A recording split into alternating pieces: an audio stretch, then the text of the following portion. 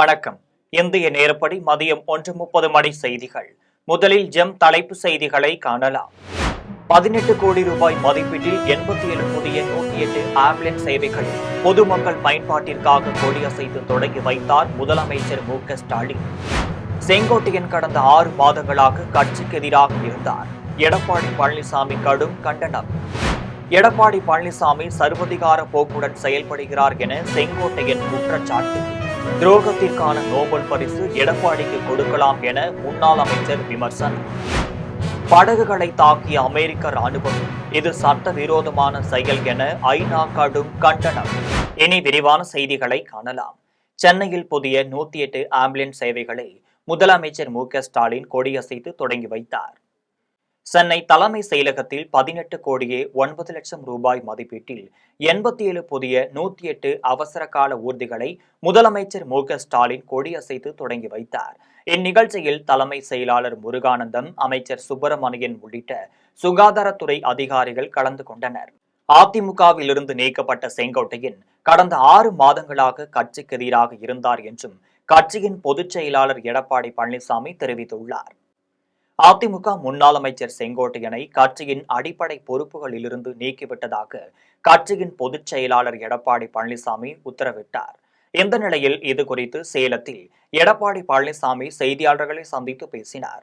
அப்போது அவர் அத்திக்கடவு அவிநாசி திட்டத்தை நிறைவேற்ற கொடுத்ததற்காக கட்சி சார்பற்ற பாராட்டு விழாவில் நான் பங்கேற்ற போது செங்கோட்டையன் பங்கேற்கவில்லை. இது தொடர்பாக கேள்வி கேட்டதற்கு முன்னாள் முதல்வர்கள் எம்ஜிஆர், ஜெயலலிதா ஆகியோர் புகைப்படங்கள் இல்லை என்றும் கூறினார். ஆனால் தமிழக அரசின் இலவச சைக்கிள் கொடுக்கும் விழாவில் செங்கோட்டையன் பங்கேற்றார். அந்த விழாவில் முன்னாள் முதல்வர் கருணாநிதி உள்ளிட்டோரின் புகைப்படங்கள் தான் இருந்தனர். தொடர்ந்து அவர் அதிமுகவிலிருந்து பிரிந்து சென்றவர்கள் ஒன்றிணைய வேண்டும் என்று செங்கோட்டையன் கூறுகிறார். ஆனால் செங்கோட்டையன் சொல்பவர்கள் எல்லாம் பிரிந்து சென்றவர்கள் இல்லை, கட்சியிலிருந்து அடிப்படை உறுப்பினர் பொறுப்பிலிருந்து நீக்கப்பட்டவர்கள் என்றார். இதில் டிடிவி தினகரனை முன்னாள் முதல்வர் ஜெயலலிதா கட்சியிலிருந்து நீக்கினார். இவர் எல்லாம் அதிமுக பற்றி கருத்து கூறக்கூடாது என்று விமர்சித்தார். மேலும் அதிமுகவில் இருந்து நீக்கப்பட்ட செங்கோட்டையன் கடந்த 6 மாதங்களாக கட்சிக்கு எதிராக இருந்தார். இதனால் தான் அவரை கட்சியிலிருந்து நீக்கியதாக எடப்பாடி பழனிசாமி தெரிவித்தார். என் பெயரை சொல்லி அவர் முதலமைச்சர் இருந்த காலகட்டத்தில் இந்த திட்டத்தை கொண்டு வந்து நிறைவேற்றியிருக்கிறார். அதற்கு நாங்கள் பாராட்டு விழா நடத்தியிருக்கட்டும், நீங்கள் வந்து கலந்து கொள்ளுகின்றோம். அவர்களும் மீண்டும் கோரிக்கை வைத்தார்கள், அதையெல்லாம் நிராகரித்தார். என்ன அவருடைய கருத்து? இங்கே அந்த நிகழ்ச்சியிலே மாண்புமிகு அம்மாவுடைய படமும் பொன்மனச்சோழ் புரட்சித்தலைவர் எம்ஜிஆர் படம் இடம்பெறவில்லை என்பதுதான். அதுக்காக வரவில்லை என்றார். அதே வேளையில் இதே செங்கோட்டையன் அவர்கள் ஒரு சைக்கிள் துவக்கு நிகழ்ச்சி அவருடைய தொகுதியில் ஒரு சைக்கிள், அதாவது விலையில்லா சைக்கிள் மாணவர்களுக்கு கொடுக்கின்ற நிகழ்ச்சி, அந்த நிகழ்ச்சியில் கலந்துக்கிட்டார். எங்கள் அம்மா படம் இருக்குது, திரு கருணாநிதி படம், திரு ஸ்டாலின் படம் தான் இருக்குது. அப்போவே பிடிஎம் வேலையை ஆரம்பிச்சிட்டார். இது பாருங்க, இது சைக்கிள் கொடுக்குற அந்த குழந்தைகள் அமர்ந்திருக்கின்ற காட்சி, அதில் படம். இதில் திரு கருணாநிதி அவர்கள் படமும் திரு ஸ்டாலின் படம் தான் இருக்குது. அம்மா படமும் தலைவர் படமும் எங்கே இருக்கின்றது? அப்பொழுதிருந்தே திட்டத்தை வகுக்க ஆரம்பித்து விட்டார். ஏதாவது ஒரு காரணத்தை சொல்லி அந்த கூட்டத்தில் கலந்து இருப்பதற்காக அந்த காரணத்தை சொன்னார். ஆனால் உண்மை வெளிவந்து விட்டது. இப்படிப்பட்டவர் தான் திரு செங்கோட்டையன் அவர்கள். சர்வதிகார போக்குடன் தன்னை கட்சியிலிருந்து எடப்பாடி பழனிசாமி நீக்கியதாக முன்னாள் அமைச்சர் செங்கோட்டையன் குற்றம் சாட்டியுள்ளார். ஈரோடு மாவட்டம் கோபிச்செட்டிப்பாளையத்தில் முன்னாள் அமைச்சர் செங்கோட்டையன் தனது அலுவலகத்தில் செய்தியாளர்களை சந்தித்து பேசினார். அப்போது அதிமுக இணைய வேண்டும் என்று நீக்கப்பட்டவர்களுடன் பேசிய உண்மை என்றும் சர்வதிகார போக்குடன் தன்னை கட்சியிலிருந்து எடப்பாடி பழனிசாமி நீக்கியதாக செங்கோட்டையன் குற்றம் சாட்டினார். அதிமுகவிலிருந்து நீக்கியதற்கு மனவேதனையுடன் கண்ணீர் சிந்தி வருவதாகவும் தன்னை கட்சியிலிருந்து நீக்கும் முன்பு தன்னிடம் விளக்கம் கேட்டு நோட்டீஸ் வழங்கியிருக்கலாம் என்றும் கூறினார். மேலும் துரோகத்திற்கான நோபல் பரிசு எடப்பாடிக்கு கொடுக்கலாம் என்றும் தெரிவித்தார். தொடர்ந்து பேசியவர் எடப்பாடி பழனிசாமி குற்றம் சாட்டும் திமுக கொடநாடு வழக்கில் ஏன் நடவடிக்கை எடுக்கவில்லை என திமுகவிடம் கேள்வி எழுப்பினார். அதிமுகவிலிருந்து தன்னை நீக்கியதற்கு விரைவில் வழக்கு தொடர உள்ளதாகவும் தொடர்ந்து இது குறித்து வழக்கறிஞர்களுடன் ஆலோசிக்க உள்ளதாகவும் முன்னாள் அமைச்சர் செங்கோட்டையன் தெரிவித்தார். என்னை குற்றம் சாட்டுவதற்கு முன்னால் அவர் தெரிந்து கொள்ள வேண்டிய ஒன்றுதான், இன்றைக்கு அவருக்கும் அதே நிலை ஏற்பட்டிருக்கிறது. கழகத்தில் நீக்கப்பட்டிருக்கிறார்கள், ஒழுங்கு நடவடிக்கை எடுக்கப்பட்டிருக்கிறது. அதற்கு பிறகு நம்முடைய இயக்கத்தை 4 ஆண்டு காலம் கட்டிப்பிடித்து காப்பாற்றிய பாரதிய ஜனதா கட்சிக்கு என்ன நாம் உதவி செய்தோம் என்று சொன்னால், 2024 தான் பாரத பிரதமரை தேர்ந்தெடுக்க வேண்டும் என்ற நிலையை தடுமாறிக்கொண்டிருக்கிற நேரத்தில் தமிழ்நாட்டிலே ஒரு தடுமாற்றத்தை உருவாக்கி 2024 மட்டுமல்ல, 2026 மட்டுமல்ல, 2029 நாங்கள் கூட்டணி இல்லை என்று சொன்னவர் அவர் என்பதை நீங்கள் மறந்துவிடக்கூடாது. தங்கள் நாட்டிற்குள் போதைப் பொருளை ஏற்றி வருவதாக கூறி கரிபியன் மற்றும் பசிபிக் கடல் வழியாக வரும் படகுகள் மீது அமெரிக்க தாக்குதல் நடத்துவது சட்டவிரோதம் என்று ஐநா கண்டனம் தெரிவித்துள்ளது. தென் அமெரிக்க நாடுகளான வெனிசுலா, கொலம்பியாவில் இருந்து கடல் மார்க்கமாக அமெரிக்காவிற்குள் போதைப் பொருட்கள் கடத்தப்படுவதாக அமெரிக்க அதிபர் டொனால்ட் ட்ரம்ப் குற்றம் சாட்டி வருகிறார். போதை ஒழிப்பு நடவடிக்கை என்று கூறி கரிபியன், பசிபிக் கடல் பகுதிகளில் செல்லும் கப்பல்கள் மீது அமெரிக்க ராணுவம் தாக்குதல் நடத்தி வருகிறது. செப்டம்பர் மாதம் முதல் நடக்கும் தாக்குதல்களில் 60க்கும் மேற்பட்டோர் கொல்லப்பட்டுள்ளனர். இது குறித்து விசாரணை நடத்த ஐநா மனித உரிமை ஆணையர் வோல்கர் துர்க் உத்தரவிட்டுள்ளார். மனித உயிரிழப்புகளை ஏற்படுத்தும் இத்தகைய தாக்குதல்களை ஏற்றுக்கொள்ள முடியாது, இது சர்வதேச சட்டத்திற்கு புறம்பானது என்றும் தெரிவித்தார். மேலும் இது குறித்து ஐநா மனித உரிமைகள் ஆணைய செய்தி தொடர்பாளர் ரவீனா ஷம்தாஷானி, அமெரிக்கா இதுபோன்ற தாக்குதல்களை உடனடியாக நிறுத்தி படகில் இருப்பவர்கள் சட்டவிரோதமாக படுகொலை செய்யப்படுவதை தடுப்பதற்கான எல்லா நடவடிக்கைகளையும் மேற்கொள்ள வேண்டும் என்று வலியுறுத்தினார். இந்த விவகாரத்தில் தற்பொழுதுதான் ஐநா மனித உரிமைகள் ஆணையம் முதன்முறையாக கருத்து தெரிவித்துள்ளது என்பது குறிப்பிடத்தக்கது. மதுரையில் உள்ள தியாகராஜர் பொறியியல் கல்லூரியில் மின்னணுவியல் வடிவமைப்பு தானியங்கி கருவிகள் சிறப்பு மையத்தை டிஜிட்டல் துறை சேவைகள் அமைச்சர் திறந்து வைத்தார். மதுரை மாவட்டம் திருப்பரங்குன்றத்தில் உள்ள தியாகராஜர் பொறியியல் கல்லூரியில் மின்னணுவியல் வடிவமைப்பு தானியங்கி கருவிகள் சிறப்பு மையத்தின் திறப்பு விழா நடைபெற்றது. இந்த விழாவிற்கு கல்லூரி தலைவர் ஹரி தியாகராஜன், முதல்வர் அசோக்குமார் ஆகியோர் தலைமை தாங்கினர். பின்னர் சிறப்பு விருந்தினராக டிஜிட்டல் துறை சேவைகள் துறை அமைச்சர் பழனிவேல் தியாகராஜன் பங்கேற்று மையத்தினை திறந்து வைத்தார். இதனைத் தொடர்ந்து அவர் பேசியபோது, இந்தியாவின் வளர்ச்சிக்கு, குறிப்பாக வாகனத்துறையில் தற்சார்பு தயாரிப்பின் மூலம் மிகப்பெரிய வளர்ச்சி அடைந்துள்ளதாக தெரிவித்தார். இதனால் ஜப்பான் நாட்டின் இறக்குமதியை குறைத்தது என கூறினார். இதையடுத்து தமிழ்நாட்டின் உற்பத்தி திறனை 7 மடங்கு உயர 5 வழிமுறைகளை முன்மொழிந்தார். இந்நிகழ்ச்சியில் ஐசிடி அகாடமி தலைவர் ஸ்ரீகாந்தவி, சிஐஐ தலைவர் அஸ்வின் தேசாய், கல்லூரி பேராசிரியர்கள், மாணவர்கள் ஆகியோர் கலந்து கொண்டனர். பெரியகுளத்தில் முன்னாள் முதல்வர் ஓ பன்னீர்செல்வம் செய்தியாளர்களை சந்தித்து பேட்டியளித்துள்ளார். தேனி மாவட்டம் பெரியகுளத்தில் முன்னாள் முதலமைச்சர் ஓ பன்னீர்செல்வம் செய்தியாளர்களை சந்தித்தார். அப்போது அதிமுகவில் இருந்து முன்னாள் அமைச்சர் செங்கோட்டையன் நீக்கம் குறித்த கேள்விக்கு பதிலளித்த அவர், இது குறித்து அவரிடம் கலந்து பேசிவிட்டு சொல்வதாக கூறி அங்கிருந்து சென்றார். பீகார் தேர்தல் பிரச்சாரத்தில் பிரதமர் தமிழர்களை பற்றி பேசியதாக பொய்யான கருத்துக்களை முதல்வர் கூறி வருகின்றார் என்று பாஜக முன்னாள் மாநில தலைவர் அண்ணாமலை தெரிவித்துள்ளார். சென்னையில் இருந்து கோவை விமான நிலையம் வந்த பாஜக முன்னாள் மாநில தலைவர் அண்ணாமலை செய்தியாளர்களை சந்தித்து பேசினார். அப்போது தமிழக அரசு உள்ளாட்சித்துறையில் பல்வேறு ஊழல்கள் செய்திருப்பதாக உள்ளாட்சித்துறை அமைச்சர் நேரு மீது ஊழல் குற்றச்சாட்டுகள் எழுந்துள்ளது என்று கூறினார். தொடர்ந்து உணவுப் பொருள் வழங்கல் துறை அமைச்சர் சக்கரபாணி மீது ஊழல் புகார்கள் வந்துள்ளது.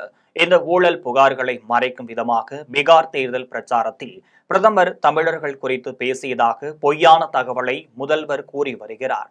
தொடர்ந்து பேசிய அவர், திமுக கட்சியினர் தான் பீகார் மக்களை விமர்சித்து பேசியதாக பிரதமர் கூறினார் என்றார். மேலும் தேர்தல் ஆணையத்தின் சிறப்பு வாக்காளர் பட்டியல் திருத்த நடவடிக்கையை திமுக எதிர்த்து வருகிறது. ஆனால் இதனை ஏற்றுக்கொள்ள முடியாது என யாரும் கூற முடியாது. பின்னர் யாருடைய வாக்குரிமையையும் பறிக்கப்படவில்லை, அனைவரது வாக்குரிமையும் பாதுகாக்கப்படும் நடவடிக்கை என தெரிவித்தார். நமக்கு தெரியும், இந்த prevention of money laundering act PMLA section 66 ஈடிக்கு ஒரு தகவல் கிடைக்கிறது, வேறொரு கேஸில் சோதனை பண்ணுறாங்க, அந்த கேஸில் இன்னொரு ஆதாரம் கிடைக்குதுன்னா செக்ஷன் 66 படி அந்த சம்பந்தப்பட்ட ஏஜென்சிக்கு அந்த ஆதாரத்தை கொடுக்க வேண்டியது ஈடியினுடைய கடமை. இந்த ட்ரூ வேல்யூ ஹோம் சம்பந்தப்பட்ட ஒரு CBI வழக்கு 2024 திரு KN நேரு அவர்களுக்கு சம்பந்தப்பட்ட அவருடைய தம்பி KN ரவிச்சந்திரன், KN மணிவண்ணன் அவர்களுடைய இல்லத்தில் வேறு வேறு பகுதியில் நடத்தப்பட்ட ரைடில் கிடைக்கப்பட்ட ஆதாரங்கள், இவங்க junior engineer, assistant engineer, down planning officer, sanitary inspector உட்பட 2538 போஸ்டிங். அதில் 2 லட்சம் பேர் எழுதுகிறாங்க. அண்ணா யூனிவர்சிட்டி, அண்ணா பல்கலைக்கழகம் அந்த பரீட்சை நடத்துகிறாங்க. அதில் எப்படியெல்லாம் ஊழல் செய்திருக்கின்றார்கள், குறிப்பாக 150 கடைசி அந்த 2538 தேர்ந்தெடுக்கப்பட்டவங்களில் 150 பேர் நேரடியான ப்ரூஃபை வந்து இடி அளிக்கிறாங்க. புதுச்சேரியில் முதலமைச்சர் அலுவலகத்தில் மறைமுகமாக திமுக சட்டமன்ற உறுப்பினர்கள் காரியத்தை சாதித்து செல்கிறார்கள் என்று அமைச்சர் நமச்சிவாயம் தெரிவித்துள்ளார். புதுச்சேரி மாநிலம் காரைக்காலில் மின்துறை அமைச்சர் நமச்சிவாயம் செய்தியாளர்களை சந்தித்து பேசினார். அப்போது அவர் மின் கட்டணத்தை உயர்த்த மின் ஒழுங்குமுறை ஆணையம் கூறினாலும் புதுச்சேரி அரசு உயர்த்தாது என்றார். மேலும் மின் கட்டண உயர்வு பொதுமக்கள் மீது தாக்கத்தை ஏற்படுத்தாது, பழைய கட்டணமே தொடரும் என உறுதியளித்தார். இதையடுத்து அவர் முதலமைச்சர் அலுவலகத்தில் மறைமுகமாக திமுக சட்டமன்ற உறுப்பினர்கள் காரியத்தை சாதித்து செல்கிறார்கள் என குற்றம் சாட்டினார். இந்த ஆட்சியிலும் திமுக சட்டமன்ற உறுப்பினர்கள் முதலமைச்சரிடம் இருந்து அதிக பலனை அனுபவித்து வருகின்றனர் என கூறினார். தொடர்ந்து அவர் யார் யாருடன் சேர வேண்டும் என அந்தந்த கட்சி தலைவர்கள்தான் முடிவு செய்வார்கள் என்று பதிலளித்தார். தவிர எதையும் தவறுதலாக எந்த ஒரு காரியத்தையும் இந்த அரசாங்கம் வந்த பிறகு இந்த அனைத்து காலி பணியிடங்களும் வெளிப்படைத்தன்மையோடு நேர்மையோடு இன்றைக்கு நிறைவேற்றி கொண்டிருக்கின்றோம். இந்த அரசின் மீது ஏதோ ஒரு வகையில களங்கம் கற்பிக்க வேண்டும் என்ற அரசியல் உள்நோக்கத்தோடு இந்த மாதிரி ஒரு சில நண்பர்கள் வந்து தவறான செய்திகளை மக்களிடத்துல பரப்புவதை நான் வன்மையாக கண்டிக்கிறேன். அது மாதிரி தொடர்ந்து அவங்க இதையே நான் அவங்களுக்கு வந்து இறுதியா இது மாதிரி தவறான செய்திகளை பரப்ப வேணான்னு அவரை கேட்டுக்கிறேன். தொடர்ந்து இது மாதிரி திரும்ப செய்தாங்கன்னா சட்டப்படியான நடவடிக்கை அவங்க பேர்ல நிச்சயமா எடுக்கப்படும். காரைக்காலில் புதுச்சேரியின் விடுதலை நாள் விழாவை முன்னிட்டு புதுச்சேரி அமைச்சர் திருமுருகன் தேசிய கொடி ஏற்றி காவல்துறையினரின் அணிவகுப்பு மரியாதை ஏற்றுக்கொண்டார். புதுச்சேரி யூனியன் பிரதேசத்தில் புதுச்சேரி, காரைக்கால் உள்ளிட்ட 4 பிராந்தியங்களில் கிட்டத்தட்ட 300 ஆண்டுகள் பிரெஞ்சு ஆட்சியின் கீழ் இருந்த நிலையில் 1954ஆம் ஆண்டு நவம்பர் 1ஆம் தேதி புதுச்சேரிக்கு விடுதலை கிடைத்தது. அந்த நாள் புதுச்சேரியின் விடுதலை நாளாக ஆண்டுதோறும் புதுச்சேரி அரசு சார்பில் கொண்டாடப்பட்டு வருகிறது. இந்த நிலையில் அரசு சார்பில் புதுச்சேரி மாநிலம் காரைக்கால் கடற்கரை சாலையில் கொண்டாடப்பட்டது. இதில் புதுச்சேரி மாநில குடிமைப் பொருள் வழங்கல் துறை அமைச்சர் திருமுருகன் தேசிய கொடி ஏற்றி காவல்துறையினரின் அணிவகுப்பு மரியாதை ஏற்றுக்கொண்டார். தொடர்ந்து காவல்துறையினர், தேசிய மாணவர் படை மற்றும் நாட்டு நலப்பணி திட்ட மாணவர்கள் பங்கேற்று அணிவகுப்பு நடைபெற்றது. புதுச்சேரி விடுதலை நாள் விழாவை முன்னிட்டு சுதந்திர போராட்ட தியாகிகளுக்கும் அமைச்சர் திருமுருகன், ஆட்சியர் ரவி பிரகாஷ் சால்வை அணிவித்து வாழ்த்து தெரிவித்தனர். ஜப்பான் நாட்டின் ஹமாமட் நகரில் தொழில் துவங்குவதற்காக கோவை தொழில்துறையினருக்கு வாய்ப்பு உள்ளதாக துணை மேயர் தெரிவித்துள்ளார். கோவையைச் சேர்ந்த 13 உறுப்பினர்களை கொண்ட உயர்மட்ட குழு சமீபத்தில் ஜப்பானின் ஹமாமட்டுக்கு சென்றது. அங்கு முன்னணி தொழில் துறையினரை சந்தித்து வணிக மேம்பாடு தொடர்பான வழிகளை ஆராய ஹமாமட் நகர் மேயரை சந்தித்தனர். இந்த நிலையில் ஜப்பான் நாட்டின் துணை மேயர் நைட்டோ ஜின்ஜிரோ தலைமையில் ஜப்பான் நாட்டில் இருந்து வந்த குழுவினர் கோவையில் KGISL கல்லூரி வளாகத்தில் தொழில் துறையினருடன் ஆலோசனை நடைபெற்றது. பின்னர் செய்தியாளர்களிடம் பேசுகையில் ஜப்பான் இந்திய வர்த்தகத்தில் தமிழகம் முக்கிய பங்கு வகிப்பதாக தெரிவித்தனர். தற்போது கோவை நகர் மற்றும் ஜப்பானின் ஹமாமட் நகர் இடையே தொழில் வர்த்தகம் தொடர்பாக ஆலோசனை நடைபெற்றதாகவும் கோவையில் இருந்து ஜப்பானிற்கு தொழில் துவங்குவதற்கான வாய்ப்புகள் உருவாக்க வாய்ப்புகள் ஏற்படுத்தப்பட உள்ளதாகவும் தெரிவித்தார். புதுக்கோட்டை மாவட்ட வருவாய் கோட்டாட்சியர் தலைமையில் நடந்த பேச்சுவார்த்தை தோல்வியில் முடிந்துள்ளது. புதுக்கோட்டை மாவட்டம் கந்தர்வக்கோட்டை தாலுகா பிசானத்தூர் கிராமத்தில் தனியார் உயிரி மருத்துவ கழிவு தொழிற்சாலைக்கு எதிராக கடந்த 8 நாட்களாக நடைபெற்று வரும் காத்திருப்பு போராட்டத்தை முடிவுக்கு கொண்டு வரும் விதமாக புதுக்கோட்டை மாவட்ட வருவாய் அலுவலர் ராஜராஜன், புதுக்கோட்டை கோட்டாட்சியர் ஐஸ்வர்யா மற்றும் கந்தர்வக்கோட்டை வட்டாட்சியர் ரமேஷ் முன்னிலையில் நடந்த பேச்சுவார்த்தை தோல்வியில் முடிந்துள்ளது. கிராம மக்கள் மாவட்ட வருவாய் அலுவலரிடம் சரமாரியாக கேள்விகளை எழுப்பினர். குறிப்பாக வாய் உபதேசம் எங்களுக்கு தேவையில்லை, எழுத்துப்பூர்வமாக கொடுத்தால் போராட்டத்தை கைவிடுவதாக கூறினர்.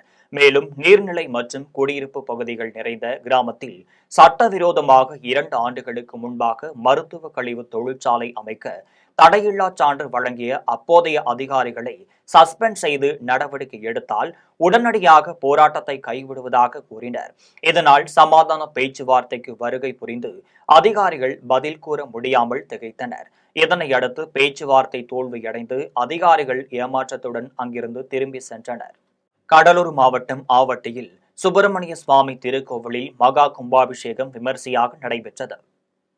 திட்டுக்குடி ஆவட்டியில் எழுந்தருளி அருள்பாலித்திருக்கும் விநாயகர், காமாட்சியம்மன், ஸ்ரீவள்ளி தெய்வானை சமேத சுப்பிரமணிய சுவாமி திருக்கோவிலில் மகா கும்பாபிஷேக விழா மிக சிறப்பாக நடைபெற்றது. நேற்று இரவு யாகசாலை பூஜையும் மகா பூர்ணகிதி தீபார்த்தனையும் நடைபெற்றது. கோபுரத்தில் தானியமிடுதல், கோபுர கலசம் வைப்பது, விக்கிரக பிரதிஷ்டைகள் நடைபெற்றது. அதிகாலை வேளையில் சாமிக்கு கண் திறப்பு, நெத்தியில் விலாசம் நடைபெற்றது. காலையில் 2ஆம் கால பூஜை, சூரிய நமஸ்காரம், கலச பூஜை நடைபெற்றது. இதில் சிறப்பு அழைப்பாளராக தொழிலாளர் நல வாரிய உறுப்பினர் சங்கர் கலந்து கொண்டு சாமி தரிசனம் செய்தார். மேலும் 1000க்கும் மேற்பட்ட பக்தர்கள் இந்த கும்பாபிஷேக விழாவில் கலந்து கொண்டு சாமி தரிசனம் பெற்றனர். காஞ்சிபுரம் மாவட்டம் பிள்ளைப்பாக்கம் ஊராட்சியில் உங்களுடன் ஸ்டாலின் திட்ட முகாம் நடைபெற்றது. காஞ்சிபுரம் மாவட்டம் பிள்ளைப்பாக்கத்தில் உங்களுடன் ஸ்டாலின் முகாம் நடைபெற்றது. இந்த முகாமில் இலவச மகளிர் உரிமை தொகை, முதியோர் உதவித்தொகை, பட்டா இல்லாதவர்களுக்கு பட்டா வழங்கல் உள்ளிட்ட சேவைகளுக்கான மனுக்கள் பொதுமக்களிடம் இருந்து பெறப்பட்டனர். இந்நிகழ்ச்சியில் அரசு அதிகாரிகளுக்கும் பொதுமக்களுக்கும் அனைத்து வசதி ஏற்பாடுகளை செய்து கொடுத்ததற்கு ஊராட்சி மன்ற தலைவர் வெங்கடேசனுக்கு நன்றி தெரிவித்தனர். இதில் ஸ்ரீபெரும்புதூர் வட்டார வளர்ச்சி அலுவலர் முத்து கணபதி, காஞ்சிபுரம் மாவட்ட திமுக தகவல் தொழிலாளர் அணி அமைப்பாளர் பன்ருட்டி தணிகாசலம், கவுன்சிலர்கள் மற்றும் பொதுமக்கள் என ஏராளமானோர் கலந்து கொண்டனர். திருவண்ணாமலை மாவட்டம் வந்தவாசியில் மறைந்த முன்னாள் வன்னியர் சங்க தலைவர் பிச்சை கண்ணு நினைவு நாளையொட்டி அன்னதானம் வழங்கும் நிகழ்ச்சி நடைபெற்றது. திருவண்ணாமலை மாவட்டம் வந்தவாசி தேரடியில் மறைந்த முன்னாள் வன்னியர் சங்க தலைவர் பிச்சை கண்ணு 2ஆம் ஆண்டு நினைவு நாளையொட்டி அன்னதானம் வழங்கும் நிகழ்ச்சி மாவட்ட பாமக தொழிற்சங்க தலைவர் பூங்காவனம் தலைமையில் நடைபெற்றது. மாவட்ட பாமக தொழிற்சங்க அமைப்பாளர் ஆட்டோ லட்சுமணன் முன்னிலை வகித்தார். சிறப்பு அழைப்பாளராக கலந்து கொண்ட கிழக்கு மாவட்ட வன்னியர் சங்க தலைவர் மச்சேந்திரன் அலங்கரித்து வைக்கப்பட்டிருந்த பிச்சை கண்ணு உருவப்படத்திற்கு மலர் தூவி மரியாதை செய்து பொதுமக்களுக்கு அன்னதானம் வழங்கினார். இந்த நிகழ்ச்சியில் முன்னாள் தெல்லாறு ஒன்றிய குழு உறுப்பினர் கீழ்புத்தூர் தசரதன், கிட்டு கருப்பையா, திராவிட கோபி உள்ளிட்ட ஏராளமானோர் கலந்து கொண்டனர். போலூரில் பாரதிய ஜனதா கட்சி சார்பில் மாபெரும் கண்டன ஆர்ப்பாட்டம் நடைபெற்றது. திருவண்ணாமலை மாவட்டம் போலூரில் பாரதிய ஜனதா கட்சி சார்பில் மாபெரும் கண்டன ஆர்ப்பாட்டம் நடைபெற்றது. தொடர்ந்து கூட்டத்தில் வடக்கு மாவட்ட தலைவர் கவிதா வெங்கடேசன் பேசியபோது, போலூர் பேருந்து நிலைய பணிகளை விரைந்து முடித்திட வேண்டும். திருவண்ணாமலை செல்லும் பேருந்துகள் அண்ணா பூங்கா அருகிலும், வேலூர் வழியாக செல்லும் பேருந்துகள் குறிஞ்சி சூப்பர் மார்க்கெட் அருகிலும் நின்று பயணிகளை ஏற்றி செல்ல ஏற்பாடு செய்ய வேண்டும். மேம்பாலம் அருகில் உள்ள சர்வீஸ் சாலையில் உள்ள ஆக்கிரமிப்புகளை அகற்றிட வேண்டும் உள்ளிட்ட பல்வேறு கோரிக்கைகளை வலியுறுத்தி கண்டன ஆர்ப்பாட்டத்தில் ஈடுபட்டனர். ஆர்ப்பாட்டத்தின் போது உடன் மாநில செயற்குழு உறுப்பினர் சாசா வெங்கடேசன், இளைஞரணி தலைவர் சரவணன் மற்றும் பாஜக நிர்வாகிகள், பொதுமக்கள் உள்ளிட்ட பலர் கலந்து கொண்டனர்.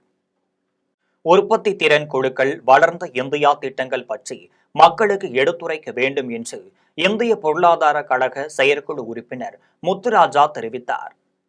மதுரையில் உற்பத்தி திறன் குழு சார்பில் வளர்ந்த இந்தியா 2047க்கான உற்பத்தி திறன் உக்திகள் என்ற தலைப்பில் கருத்தரங்கம் நடைபெற்றது.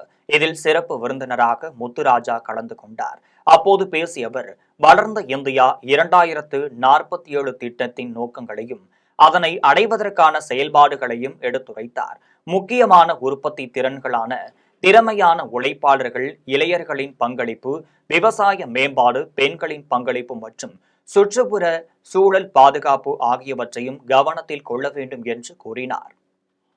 கோவையைச் சேர்ந்த மாணவி புதிய வைப்ரன்ஸ் ஆஃப் என்னும் இணையதளத்தை உருவாக்கி அனைவருடைய கவனத்தையும் ஈர்த்துள்ளார். கோவை மணியக்காரன் பாளையம் பகுதியைச் சேர்ந்த சிவராம் என்பவரின் மகள் ரிதன்யா அதே பகுதியில் உள்ள தி இந்தியன் பப்ளிக் பள்ளியில் 12ஆம் வகுப்பு படித்து வரும் மாணவி ரிதன்யா கல்வி, தொழில்நுட்பம் மற்றும் ஆரோக்கிய வாழ்வை ஒருங்கிணைக்கும் புதிய முயற்சியாக வைப்ரன்ஸ் ஹப் என்னும் புதிய இணையதளம் மற்றும் மொபைல் செயலியை உருவாக்கியுள்ளார். இது குறித்து செய்தியாளர்களிடம் பேசிய ரிதன்யா, மாணவர்கள் திட்ட அடிப்படையிலான கற்றல் மூலம் அறிவியல் மற்றும் தொழில்நுட்பத்தை அனுபவ ரீதியாக கற்க உதவும் வகையில் இந்த புதிய இணையதளத்தை உருவாக்கி உள்ளதாகவும் தெரிவித்தார். செயற்கை நுண்ணறிவு தொழில்நுட்பத்தில் தகவல்கள் அனைவருக்கும் எளிதாக கிடைத்தாலும், மேலும் வைப்ரன்ஸ் ஹப் கல்வியை புத்தக அறிவோடு இணைத்து சிந்தனை திறன், தன்னம்பிக்கை மற்றும் குழு ஒத்துழைப்பு ஆகியவற்றை வளர்க்கும் கருவியாக இருப்பதோடு மாணவர்கள் குழுவாக இணைந்து திட்டங்களை இதில் உருவாக்கலாம் என அவர் தெரிவித்தார். மேலை நாடுகளில் கல்வி கற்பது போல நவீன கால கல்வியை இலவசமாக எளிதில் கற்கும் வகையில் இணையதளத்தை உருவாக்கியுள்ள பள்ளி மாணவி ரிதன்யாவை பலரும் பாராட்டி வருகின்றனர். வணக்கம், என் பேர் ரித்தன்யா. நான் த இந்தியன் பப்ளிக் ஸ்கூலில் 12th கிரேட் படிக்கிறேன். இந்தியாவில் ஸ்டூடெண்ட்ஸ்க்கு ப்ராஜெக்ட் பேஸ்ட் லேர்னிங்க்கு வேண்டி நான் வைப்ரன்ஸ் ஹப்னு சொல்லி ஒரு ப்ராஜெக்ட் லான்ச் பண்ணியிருக்கேன். இதில் வந்து மேக்கர் எஜுகேஷன்னு சொல்லி வெறும் புக்ஸில் படிக்கிறது மட்டும் இல்லாமல் அதை நாலேஜை வந்துட்டு அப்ளை பண்ணி ப்ராஜெக்ட் பேஸ்ட் லேர்னிங்காக இதை பண்ணியிருக்கேன். கூடவே இது பியர் கொலாபரேஷன் அப்புறம் வெல்பீயிங் சப்போர்ட்டும் இந்த பிளாட்ஃபார்மில் ஆஃபர் பண்ணுறோம். இது வந்து MITயில் லைஃப் லாங் கிண்டர் கார்டன் சொல்லி ஒரு ஃப்ரேம் ஒர்க் இருக்குது. அதில் 4 Psன்னு சொல்கிறாங்க: peers, projects, passion, play. So எங்களோட ஆப்பில் வந்துட்டு ஃபஸ்ட்டு ஸ்டூடெண்ட்ஸ் வந்துட்டு வரலாம். அவங்களோட பேஷன் பொறுத்து, இப்போ கோடிங், மியூசிக், ஆர்ட், சயின்ஸ் அந்த மாதிரி அவங்களோட பேஷன் பொறுத்து ஒரு ப்ராஜெக்ட் அவங்க சூஸ் பண்ணலாம்.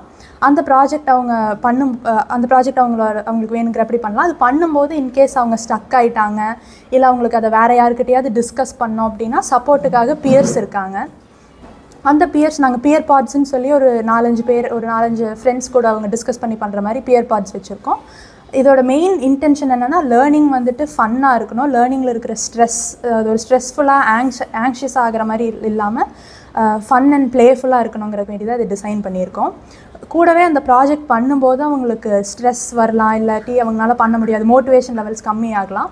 அந்த மாதிரி ஆச்சுன்னா அதுக்கு வந்து ரஸ்டி ஏஐன்னு சொல்லிட்டு ஒரு ஏஐ சாட்பாட்டும் டிசைன் பண்ணியிருக்கோம். அது வந்து ஏதாவது ப்ரீதிங் எக்ஸசைசஸ், இல்லாட்டி மூவ்மெண்ட்ஸ் பண்ணலாம், இல்லாட்டி ஸ்லீப் லெவல்ஸ் இன்க்ரீஸ் பண்ணலாம், அந்த மாதிரி ஒரு சில கான்டெக்ஸ்ட் பேஸ்ட் சஜஷன்ஸ் கொடுக்கும். ஸோ நாங்கள் ஸ்டூடெண்ட்ஸ் எந்த அளவுக்கு ப்ராஜெக்ட்ஸ் பண்ணுறாங்க, எந்த அளவுக்கு அப்ளை பண்ணுற மாதிரி லேர்னிங் அப்ளை பண்ணுறாங்கிறதே ட்ராக் பண்ணுறோம். கூடவே அவங்களோட ஸ்ட்ரெஸ் லெவல்ஸ், அவங்களோட ஸ்லீப், நியூட்ரிஷன், அந்த மாதிரி வெல்னஸ் ரிலேட்டட், ஹெல்த் ரிலேட்டடையும் ட்ராக் பண்ணுறோம். ஸோ ஹோலிஸ்டிக் க்ரோத் வந்து ஸ்டூடெண்ட்ஸுக்கு வேணுங்கிறக்கு வேண்டி தான் இந்த பிளாட்ஃபார்ம் டிசைன் பண்ணியிருக்கோம். இது வந்து இந்தியாவில் நேஷ்னல் எஜுகேஷன் பாலிசி கூடயும் இது அலைன் ஆகுது.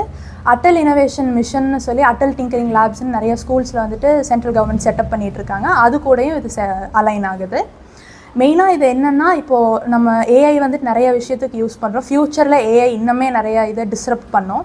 அப்போ நம்மளுக்கு இன்ஃபர்மேஷன் நிறையா கிடைக்குது. ஆனால் இந்த இன்ஃபர்மேஷனை நம்ம எந்த அளவுக்கு அப்ளை பண்ணுறோம், இதை யூஸ் பண்ணுறோங்கிறது வந்துட்டு அதுதான் ரொம்ப முக்கியம். ஸோ கொலாபரேட் பண்ணுறது பியர்ஸ் கூட, அதுக்கப்புறம் நம்ம ரெசிலியண்ட்டாக இந்த ஸ்ட்ரெஸ் மேனேஜ் பண்ணுறது, ஓனாக திங்க் பண்ணுறது, க்ரியேட் பண்ணுறது, இந்த ஸ்கில்ஸ் எல்லாம் வளர்த்துறக்க வேண்டியதாக வைப்ரன்ஸ் ஹப் லான்ச் பண்ணியிருக்கோம். மயிலாடுதுறையில் கடந்த 2022ஆம் ஆண்டு வன்னியர் சங்க பிரமுகர் உயிரிழக்க செய்த வழக்கில் மயிலாடுதுறை மாவட்ட அமர்வு நீதிமன்றம் 9 பேருக்கு ஆயுள் தண்டனை வழங்கி தீர்ப்பளித்துள்ளது. மயிலாடுதுறையைச் சேர்ந்த வன்னியர் சங்க முன்னாள் நகர செயலாளர் கண்ணன் என்பவருக்கும் மின்வாரிய தொழிலாளர் கதிரவன் என்பவருக்கும் தகராறு ஏற்பட்டுள்ளது. அப்போது கண்ணன் கதிரவனை தாக்கியுள்ளார். இது குறித்து புகாரின் அடிப்படையில் காவல்துறையினர் கண்ணனை கைது செய்து சிறையில் அடைத்தனர். இதன் பின்னர் சிறையிலிருந்து வெளிவந்த கண்ணன் கடந்த 2022ஆம் ஆண்டு கொடூரமாக வெட்டி உயிரிழக்க செய்யப்பட்டார். இந்த வழக்கு தொடர்பாக கதிரவன், மகாதேவன், சேது உள்ளிட்ட 22 பேர் மீது காவல்துறையினர் வழக்கு பதிவு செய்து சிறையில் அடைத்தனர். இதன் பின்னர் இவர்கள் அனைவரும் ஜாமீனில் வெளிவந்துள்ளனர். இந்நிலையில் கண்ணன் உயிரிழக்க செய்வதற்கு பழிக்கு பழியாக வழக்கில் தொடர்புடைய அஜித்குமார் என்பவரை கண்ணனின் சகோதரர் மற்றும் நண்பர்களால் கொடூரமாக வெட்டி உயிரிழக்க செய்யப்பட்டார். இந்த 2 வழக்குகளும் மயிலாடுதுறை ஒருங்கிணைந்த நீதிமன்றத்தில் நடைபெற்று வந்தது. இந்த நிலையில் கண்ணன் உயிரிழக்க செய்த வழக்கு தொடர்பாக 21 பேர் மயிலாடுதுறை நீதிமன்ற மாவட்ட அமர்வு நீதிபதி சத்தியமூர்த்தி முன்பு ஆஜராகினர். இதில் 9 பேருக்கு ஆயுள் தண்டனையும் தலா 2000 ரூபாய் அபராதமும் 12 பேர் விடுவிக்கப்பட்டதாகவும் தீர்ப்பு வழங்கப்பட்டது. பின்னர் இது தொடர்பாக மாவட்ட காவல் கண்காணிப்பாளர் ஸ்டாலின் மற்றும் மாவட்ட குற்றவியல் அரசு வழக்கறிஞர் ராம சேயோன் செய்தியாளர்களை கூட்டாக சந்தித்தார். அப்போது மாவட்ட காவல் கண்காணிப்பாளர் ஸ்டாலின் பேசியபோது, இந்த வழக்கில் குற்றம் சாட்டப்பட்ட அஜித்குமார் என்பவரை உயிரிழக்க செய்யப்பட்டதால் அவர் மீது உள்ள வழக்கு அற்றுவிட்டதாக தெரிவித்தார்.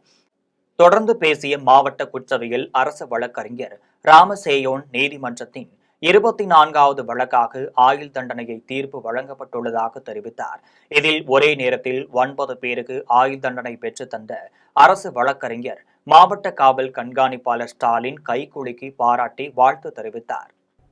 கண்ணன் கொலை வழக்கு விசாரணையானது மயிலாடுதுறை அமர்வு நீதிமன்றத்தில் நடைபெற்று அரசு தரப்பில் மொத்தம் 31 சாட்சிகள் விசாரிக்கப்பட்டு இந்த கொலை வழக்கில் சிறப்பு அம்சம் என்னவென்றால், கண்ணுற்ற சாட்சிகள் ஐவிட்னஸ் என்று சொல்லக்கூடிய அனைவரும் அரசு தரப்பை ஆதரித்து நடந்த சம்பவத்தை உண்மையை நீதிமன்றத்தில் தெரிவித்ததன் அடிப்படையில் இன்றைக்கு ஆயுள் தண்டனை வழங்கப்பட்டிருக்கிறது.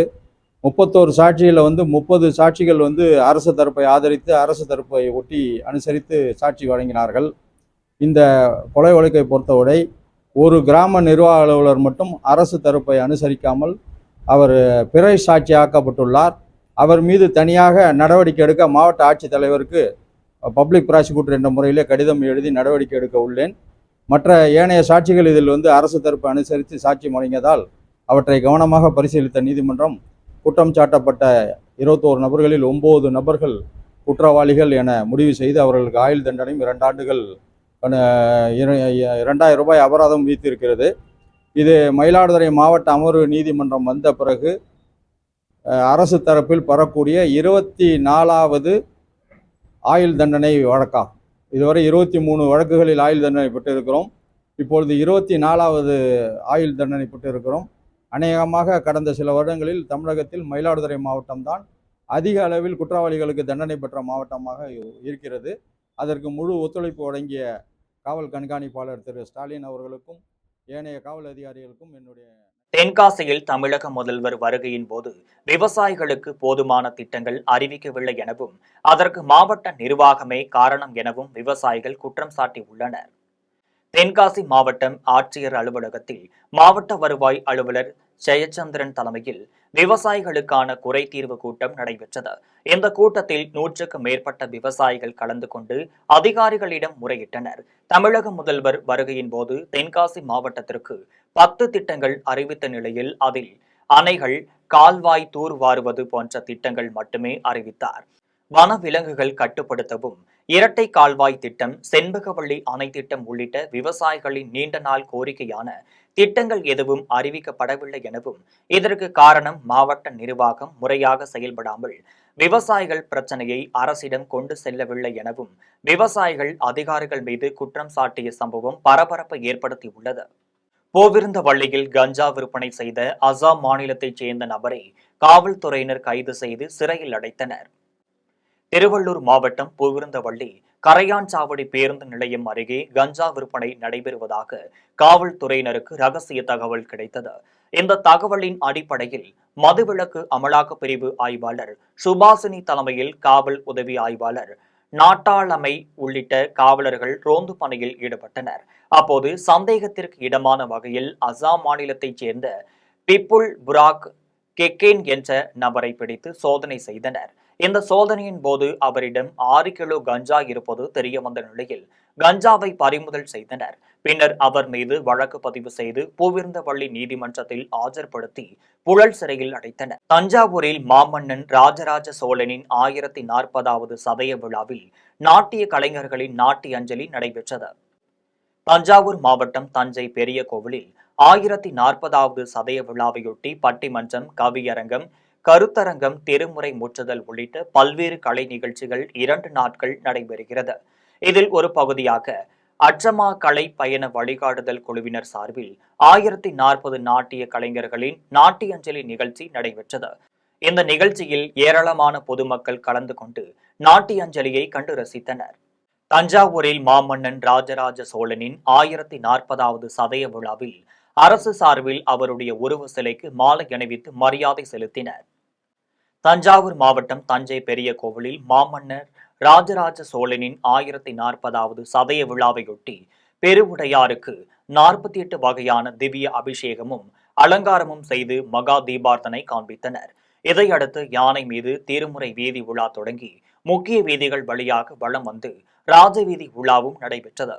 இதைத் தொடர்ந்து மாவட்ட ஆட்சியர் பிரியங்கா பங்கஜம் கையிலை மாசிலாமணி தேசிய ஞான சம்பந்த பரமச்சாரிய சுவாமிகள் ஆகியோர் அவரது உருவ சிலைக்கு மாலை அணிவித்து மரியாதை செலுத்தினார். இதையடுத்து தருமை ஆதீனம் செய்தியாளர்களிடம் பேசியபோது தமிழக அரசு ஆன்மீக அரசாகவே செயல்பட்டு வருவதாகவும் ஒவ்வொரு கோவில்களிலும் கும்பாபிஷேகம் நடைபெற்று வருவதாகவும் முதல்வர் மாதந்தோறும் ஒரு நிகழ்ச்சியில் கலந்து கொள்வதாகவும் தெரிவித்தார். தொடர்ந்து ராஜராஜனின் பெருமையை போற்றும் வகையில் பல்வேறு கலை நாட்டிய நிகழ்ச்சிகள், விருது வழங்கும் உள்ளிட்ட நிகழ்வுகள் நடைபெற்றுள்ளன. பின்னர் 300க்கும் மேற்பட்ட காவல்துறையினர் பாதுகாப்பு பணியில் ஈடுபட்டுள்ளனர். நாடு முழுவதும் இன்றைக்கு சைவத்தை போற்றி இருக்கிறது என்று சொன்னால் அதற்கு ராஜராஜ சோழன் போட்ட வித்து கலை, கலாச்சாரம், பண்பாடு, இன்னும் அரசு அதனுடைய வாக்குரிமை முதலியவைகளை கீழாக உள்ள மக்கள் முதலாக மேல் மட்டத்தில் உள்ளவர்களை வரைக்கும் அத்தனை பேரையும் ராஜராஜ சோழன் தான் அறிமுகப்படுத்தியிருக்கிறான். எல்லோருடைய பட்டங்கள் கொடுக்கின்ற போதெல்லாம் தன்னுடைய பெயரை சேர்த்தே கொடுத்திருக்கிறான். அதே போன்று முதலாவதாக பெண்களை அதிகாரிகளாக நியமித்த பெருமையும் ராஜராஜ சோழனுக்கு தான் இருந்தது. அதிகாரிச்சி என்று அதற்கு பெயர் கொடுத்திருக்கிறார். அது எங்களுடைய திருவியாற்று கல்வெட்டிலே. தூத்துக்குடியில் கடற்பகுதி வழியாக இலங்கைக்கு கடத்த முயன்ற பொருட்களை காவல்துறையினர் பறிமுதல் செய்து கைது செய்தனர். தூத்துக்குடி கடற்பகுதி வழியாக இலங்கைக்கு தொடர்ந்து பல்வேறு விதமான பொருட்கள் கடத்தப்படுவதாக கூறப்படுகிறது. இந்நிலையில் வீடு இலைகள், மஞ்சள், மாத்திரைகள் மற்றும் அழகு சாதன பொருட்கள் போன்றவை புல்லாவெளி கடற்கரையில் இருந்து படகு மூலம் இலங்கைக்கு கடத்தி வருவதாக கியூ பிரிவு காவல்துறையினருக்கு தகவல் கிடைத்தது. இதையடுத்து சோதனையில் ஈடுபட்ட காவல்துறையினர் அங்கு வந்து பிக்லோடு வேனை நிறுத்த முயன்ற போது ஓட்டுநர் வேனை நிறுத்தாமல் சென்றுள்ளார். இதைத் தொடர்ந்து வேனை மடக்கி பிடித்த காவல்துறையினர் 30 கிலோ எடை கொண்டு 60 மூட்டை வீடு இலைகளை பறிமுதல் செய்தனர். மேலும் மதியழகன், முருகப்பிரசாத் ஆகியோரை கைது செய்து விசாரணை மேற்கொண்டு வருகின்றனர். இதில் கைப்பற்றப்பட்ட வீடு இலைகளின் மதிப்பு ரூபாய் 60 லட்சம் இருக்கும் என கூறப்படுகிறது. தேனியில் உள்ள சுருளி அருவியில் ஏராளமான சுற்றுலா பயணிகள் ஆர்வத்துடன் அருவியில் குளித்துவிட்டு மகிழ்ச்சியாக சென்றனர். தேனி மாவட்டம் கம்பம் அருகே மேற்கு தொடர்ச்சி மலை அடிவார பகுதியில் சுருளி அருவி அமைந்துள்ளது. மேலும் ஆன்மீக தலமாகவும் சுற்றுலா தலமாகவும் உள்ள இந்த அருவிக்கு நாள்தோறும் ஏராளமான சுற்றுலா பயணிகள் மற்றும் பக்தர்கள் வந்து செல்வது வழக்கம். இந்நிலையில் சுருளி அருவியின் நீர்பிடிப்பு பகுதிகளான அரிசிப்பாறை, ஏத்தங்காடு, துவானம் மலைப்பகுதிகளில் மழை தீவிரமடைந்து மழைப்பொழிவு ஏற்பட்டதால் வெள்ளப்பெருக்கு ஏற்பட்டுள்ளது. இதனால் சுற்றுலா பயணிகள் அருவியில் குளிப்பதற்கு வனத்துறையினர் தடை விதித்திருந்தனர். இதையடுத்து அருவியில் நீர்வரத்து குறைந்ததால் குளிப்பதற்கு வனத்துறையினர் அனுமதி அளித்துள்ளனர். வனத்துறையினரின் அனுமதியை தொடர்ந்து சுருளி அருவியில் குவிந்த சுற்றுலா பயணிகள் ஆர்வத்துடன் அருவியில் குளித்துவிட்டு மகிழ்ச்சியாக சென்றனர். தாம்பரம் மாநகராட்சி அலுவலகத்தில் நடைபெற்ற சாதாரண கூட்டத்தில் வார்டு உறுப்பினர்கள் நாய், பன்றி, மாடு பொம்மைகளுடன் கொசு வலையை போர்த்தி கொண்டு மேயரிடம் வாக்குவாதத்தில் ஈடுபட்டனர். சென்னை தாம்பரம் மாநகராட்சிக்குட்பட்ட பகுதிகளில் கொசு, நாய், மாடு உள்ளிட்ட தொல்லைகளால் பொதுமக்கள் அவதிக்குள்ளாகி வருகின்றனர். இதனால் மாநகராட்சி பணியாளர்கள் அதிகாரிகளிடம் பலமுறை கோரிக்கை விடுத்தும் இந்த நிலை தாண்டி நீடிக்கிறது என தெரிவித்தனர்.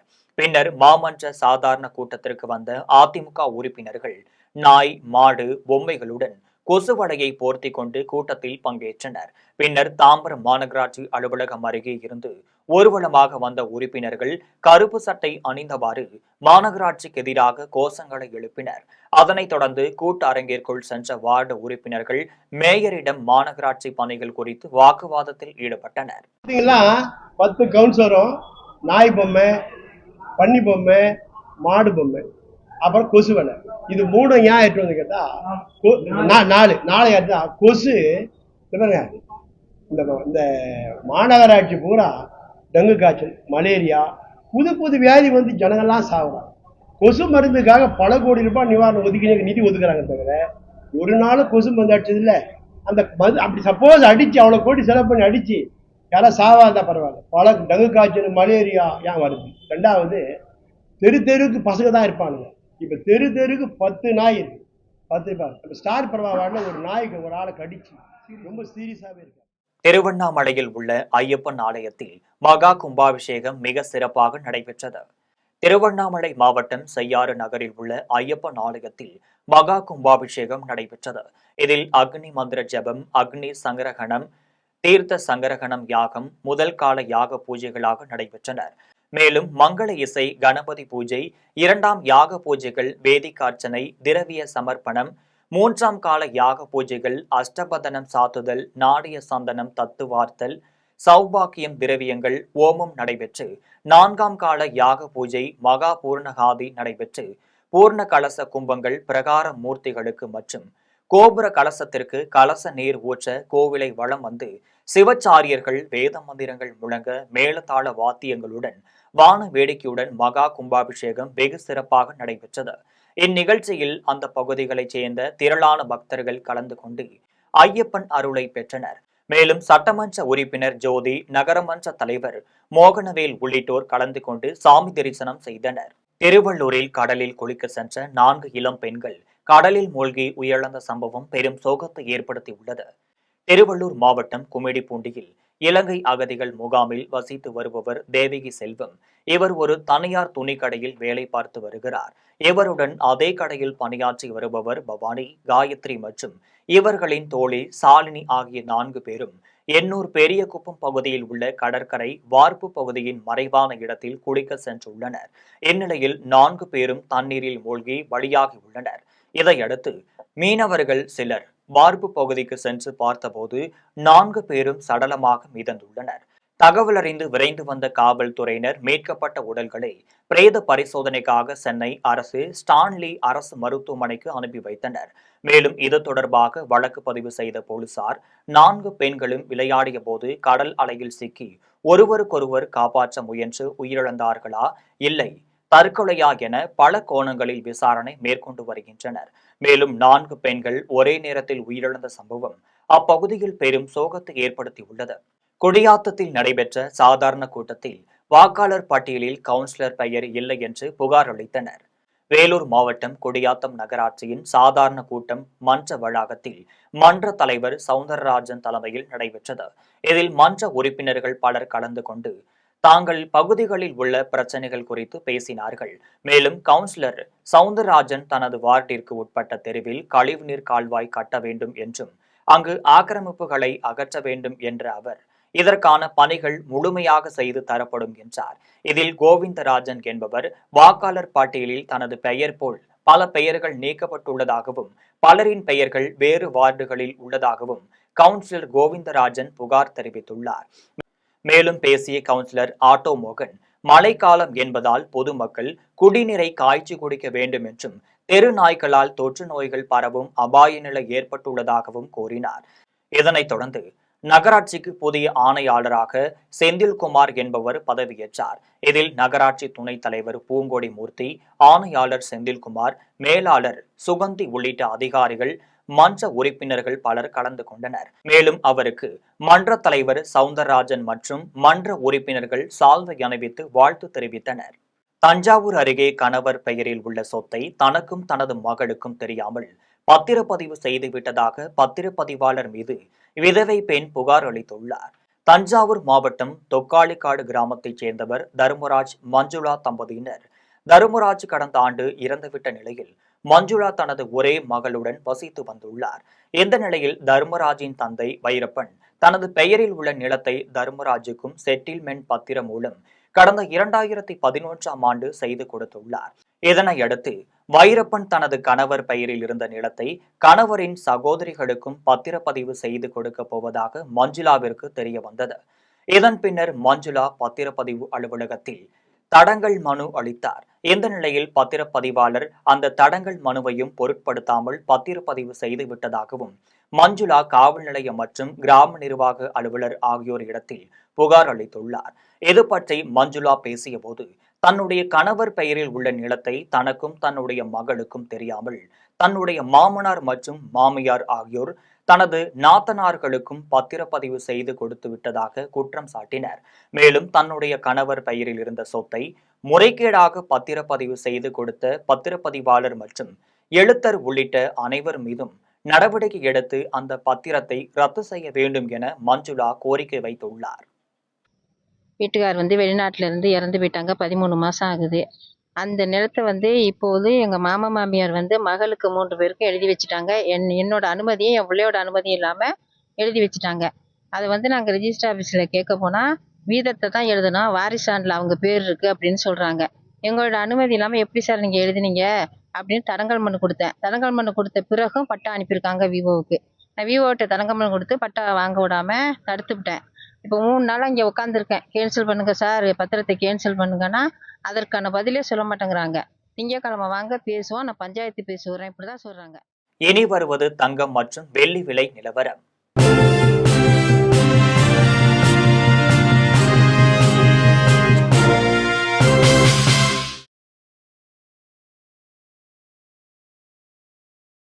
சென்னையில் ஆபரண தங்கத்தின் விலை இன்று ஒரு சவரன் 90,480 ரூபாய்க்கு விற்பனை செய்யப்படுகிறது. சென்னையில் இன்று ஆபரண தங்கத்தின் விலை கிராமிற்கு 10 ரூபாய் அதிகரித்து 11,310 ரூபாய்க்கு விற்பனை செய்யப்படுகிறது. மேலும் ஒரு சவரன் 80 ரூபாய் அதிகரித்து 90,480 ரூபாய்க்கு விற்பனை செய்யப்படுகிறது. 24 கேரட் தூய தங்கம் ஒரு சவரன் 98,704 ரூபாய்க்கும் விற்பனை செய்யப்படுகிறது. மேலும் 1 கிராம் வெள்ளி 166 ரூபாய்க்கும் 1 கிலோ வெள்ளி 1,66,000 ரூபாய்க்கும் விற்பனை செய்யப்படுகிறது. மீண்டும் ஜெம் தலைப்பு செய்திகள்.